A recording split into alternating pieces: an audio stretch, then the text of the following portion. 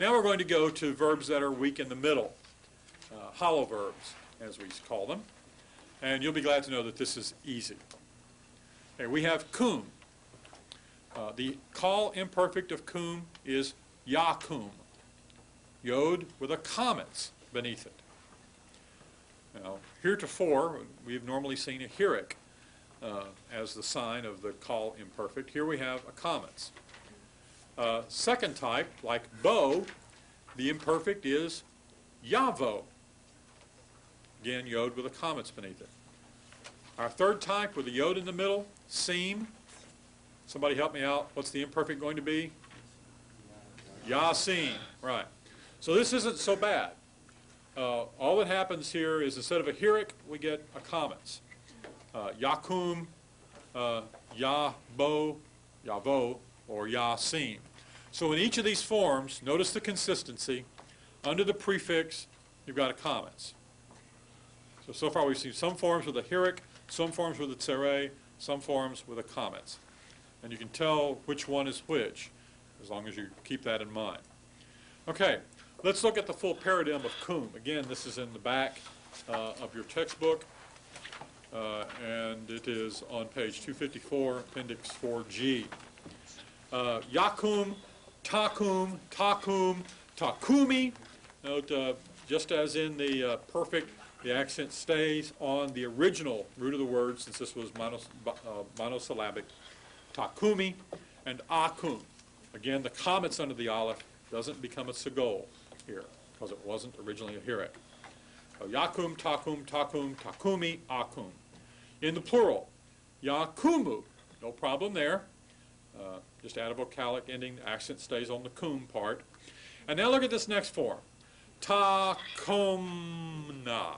Takomna. Now, where did this come from? How did this holum get there? I wish I knew.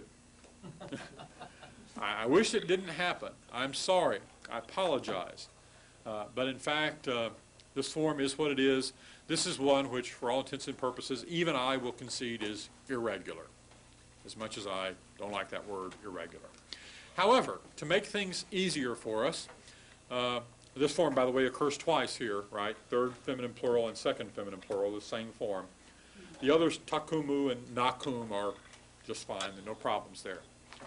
But just to make life easier for us, in the Hebrew Bible, we have an alternate form for this. So not only does takomuna occur, but also tukumina. Now what's happened with this form? Well, first thing you can see is we have the shurik there in the middle where it belongs. It hasn't become a holum. The shurik stays there.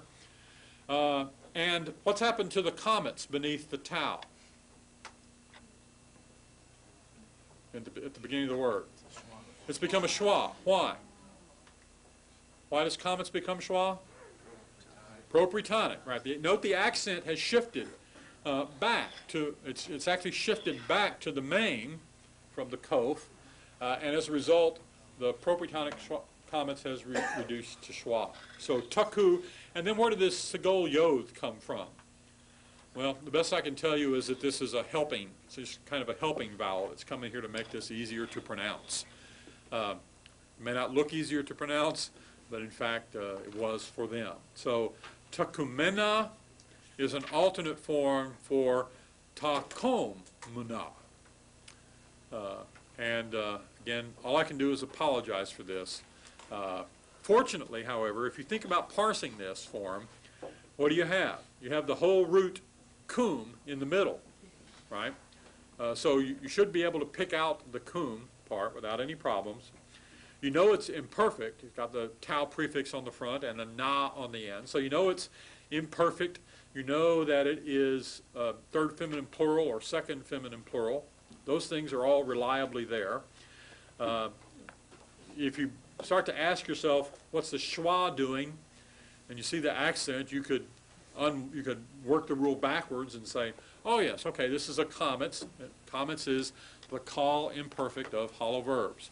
So this is a call imperfect, third feminine plural or second feminine plural. Same form occurs, same alternative form occurs for both. Fortunately for you, this is not very common. In fact, it's rather rare.